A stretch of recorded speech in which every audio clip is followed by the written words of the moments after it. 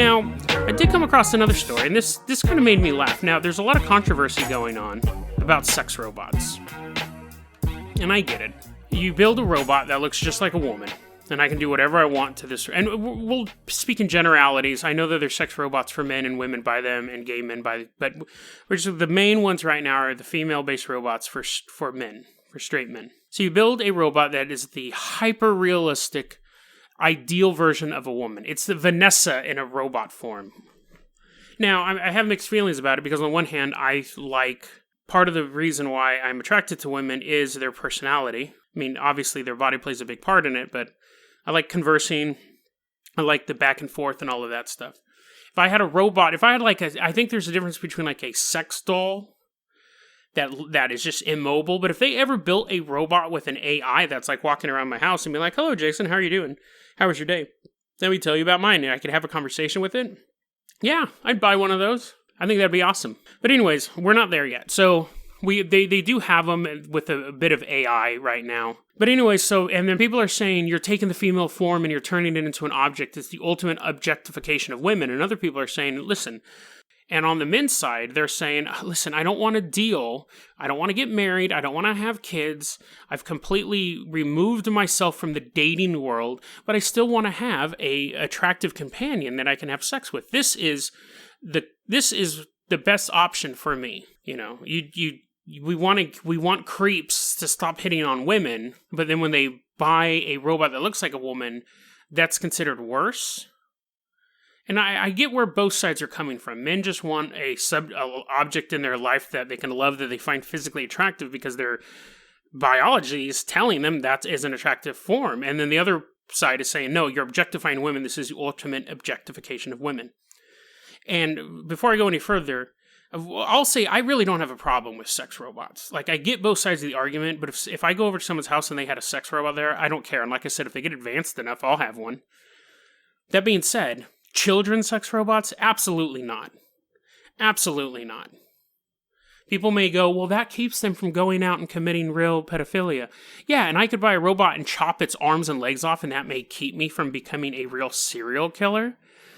But part of being a serial killer and part of being a pedophile isn't so much about the physical form, it's about the power domination.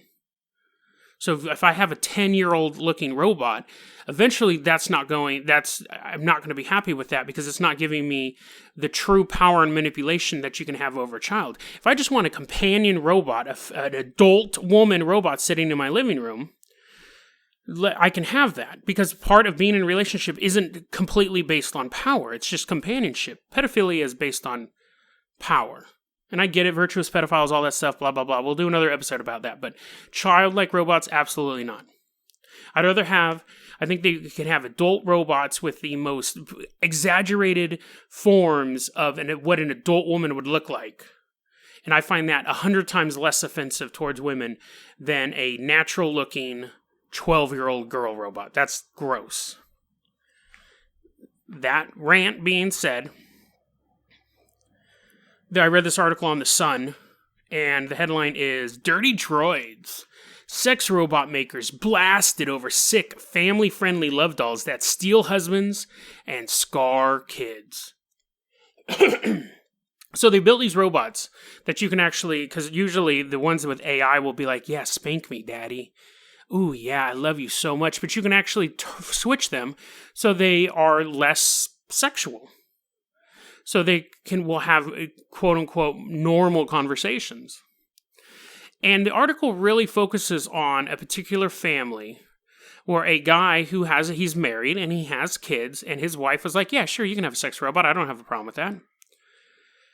And the robot, he'll take it into the living room, and it's dressed up, and it interacts with their children. The children will be like, hello, robot, and the robot will talk to them. And the article makes this guy out to be the grossest person in the world, that how dare he lets these kids interact with this sex robot. And again, he's not banging it in front of him. But this was the funniest quote. So he's married and has kids. He hasn't left his wife for this. And you already read the headline. This is the funniest quote from Dr. Kathleen Richardson. She's professor of ethics and culture of robots and AI at De Montfort University. She said, Children will imitate machines if brought up by them. Are they going to sit there motionless and just spout off pre-programmed phases? Are they going to rise up against humanity and be the Queaslings of the robot revolution, shooting down humans to appease their robot overlords because their dad had an attractive woman sitting on their couch as they grew up? Next sentence, a daughter is going to grow up and think, maybe this happened because Mummy wasn't beautiful enough. Am I? They'll learn that women only have certain uses, and then they start to use that as a template for how they interact intimately with others. This is profoundly damaging. It's a robot sitting on the couch. Here, and this is my question with this. Let's flip this. Let's say, take the robot out of the equation. This daughter's mother is stunning, absolutely beautiful. She's perfect. Is that not by this woman's logic, is that not psychologically damaging to the kid? Oh, my mother's so beautiful, but I'm not. How will I interact with the world if I'm not as beautiful as my mom? It's ridiculous. Because humans are still more attractive than these robots. These robots are very well made. But a human woman is more attractive than one of these things, at least to me. When you see these, and you'll see these robots, I'll see pictures and I'm like, damn, that robot's hot. But you have to remember, too, that's the perfect lighting for these things. And this is a professional photographer. Because when you put these robots in a real situation, when you look at this website, you'll see a couple different photos. When you put the robots in real situations, they look like mannequins.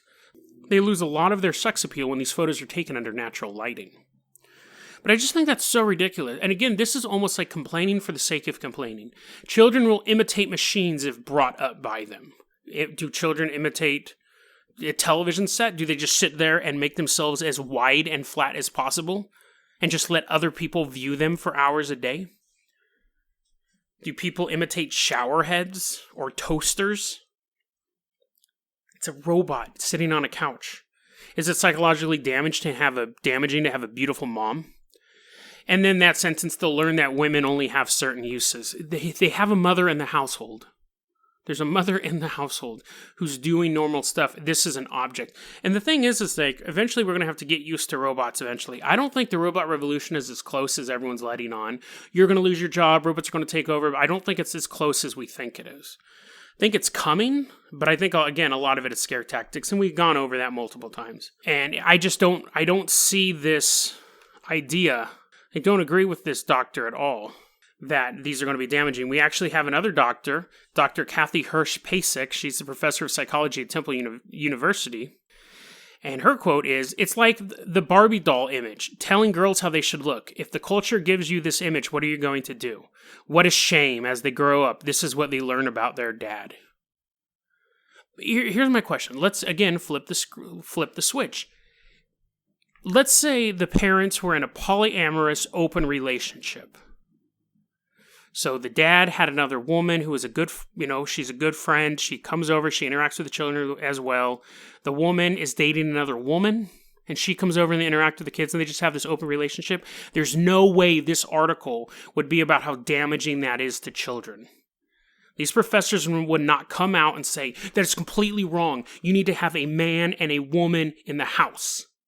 How are these kids going to learn to interact if people with the same sex are in the house? How is a little girl going to look at mommy with a mommy and go, how am I supposed to interact with society because I feel heterosexual? This article would never have been written.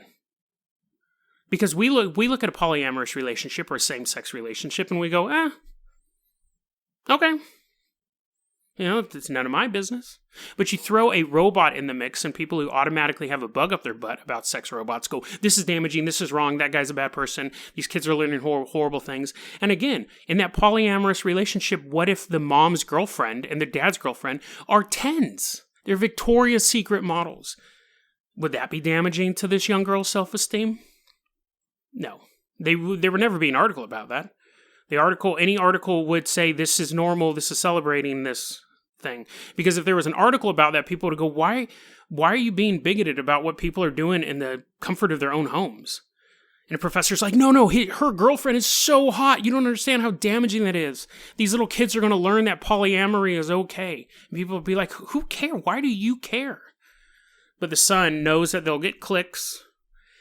and they know this is bashing sex robots, which is an industry a lot of people don't like I was saying in the beginning. Who cares what people do in the safety of their own home? They're not hurting anybody. You have a sex robot sitting on your couch. And it's not like they may not even reference, the dad's not like, oh yeah, kids, meet Annabelle. This is the robot I bang when I'm tired of looking at your mother naked. It's just a thing they have.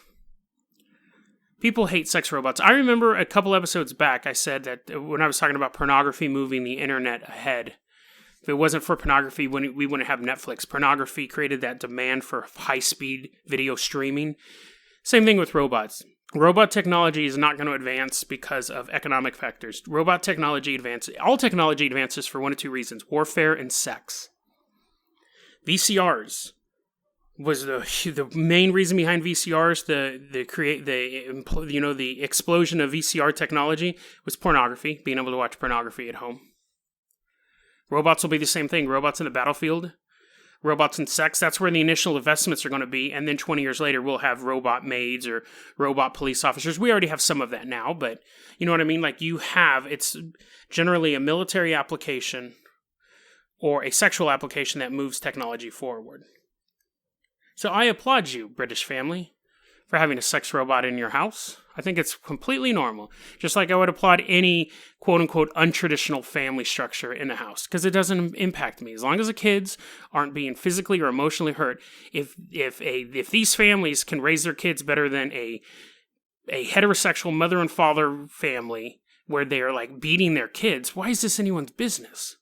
So people don't like these sex robots. That's really the main thing. They're going to find any reason to trash talk this technology. And now it's think of the children. It's not going to work. It's an untraditional relationship. And untraditional relationships shouldn't be shut down just because you're scared of them. Don't be a robophobic, basically. That's going to be tonight's episode of Dead Rabbit Radio. I hope you guys had a good time. I thought those were pretty interesting stories. It's sweltering hot in here. I think I've lost 5 pounds just in water weight. And I hope you are comfortable and cool wherever you are at. You can hit me up. Our website is deadrabbit.com. We also have our email address at deadrabbitradio@gmail.com. You can email me there with any stories. You got some facts that I got wrong. My whole email address would be full of facts that I got wrong. But feel free to send me any story ideas, things like that. You can also hit me up at Twitter at Jason O. Carpenter. That is my Twitter. We're going to be getting Instagram set up soon. We got the YouTube channel under Dead Rabbit Radio. That's going really well. That's mostly people clicking on the smaller videos. What I do is I'll generally take one of these recordings, chop it in half, or take out a particular story that I know people will be interested in and throw that up on YouTube. That's working out really well for us. But what's working out best for me, and I hope it's working out best for you, is this podcast. I'm having a ton of fun doing this. I'm always looking forward to doing it. On the weekends, I'm always kind of bummed out because I'm not recording anything. I'm always like, oh man, I wish I was doing that. But I got to pace myself. Because I don't want to burn out. This was episode 27. That's awesome. I'm having a great time. And if you've just discovered the podcast or you've been listening to us since the first episode, thank you so much for spending your time and your day with me. Have a great weekend. We will be back Monday with some brand new stories. My name is Jason Carpenter, and thanks for hopping in. Have a great day, guys. That was a clip from our daily podcast, Dead Rabbit Radio. Dead Rabbit Radio is available anywhere that you listen to podcasts. It's daily paranormal, conspiracy, and true crime news. If you want to hear the full episode that this clip came from, check the link below. Please like and subscribe. And hit that little bell, too. That does some magical stuff. Thanks, guys.